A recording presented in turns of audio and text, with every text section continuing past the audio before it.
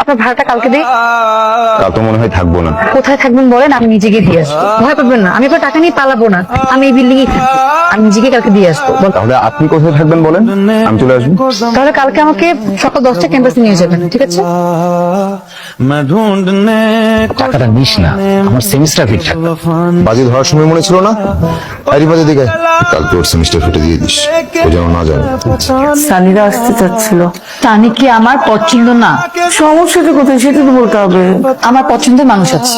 তো পছন্দের মানুষ আছে, সেদিন আমাকে দেখতে হলো।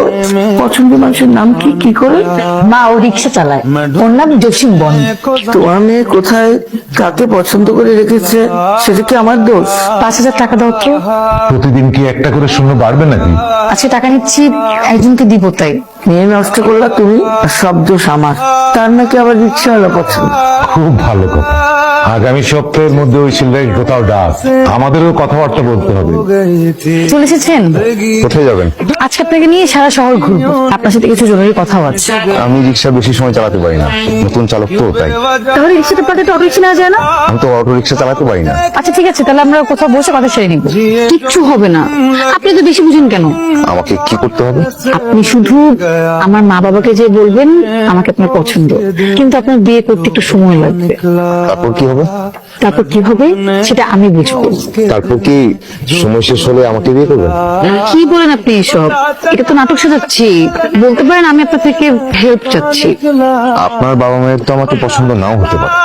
আমি তো সেটাই চাচ্ছি, আপনাকে তাদের এমনিতেও পছন্দ হবে না। তারপর আমি কয়েকদিন আপসেট থাকবো, তারা আমাকে দেখে তারাও আপসেট থাকবে।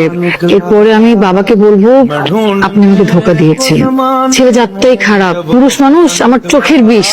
এভাবে কয়েকদিন নাটকের পর নাটক চলতে থাকবে, নাটকের পর নাটক চলতে থাকবে। বুদ্ধিটা কেমন? জঘন্য বুদ্ধিটা, কিন্তু ভয়াবহ মেয়ে। মেয়েরা ভয়ই হয়। আমাকে মাফ করবেন, আমাকে এত বড় খারাপ বানাবেন না। কি সমস্যা? এই মুরব্বীদের সাথে এত বড় মিথ্যা বলা যায়? হেল্প চাচ্ছি জসিম, আমার মনের অবস্থাটা একটু বুঝুন। আপনি এত পেঁচাচ্ছেন কেন ব্যাপারটা? বাবা মা বিয়ে ঠিক করেছে, বিয়ে করে ফেলুন।